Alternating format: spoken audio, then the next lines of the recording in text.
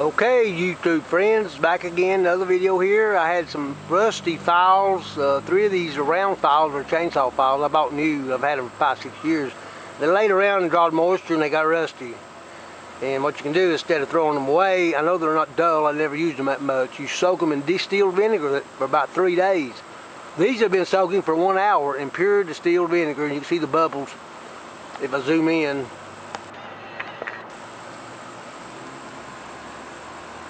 Well, probably not so good, but anyway, bubbles are coming off the files, and I'll show you.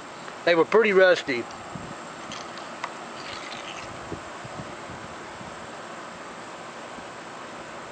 They're already starting to clean up.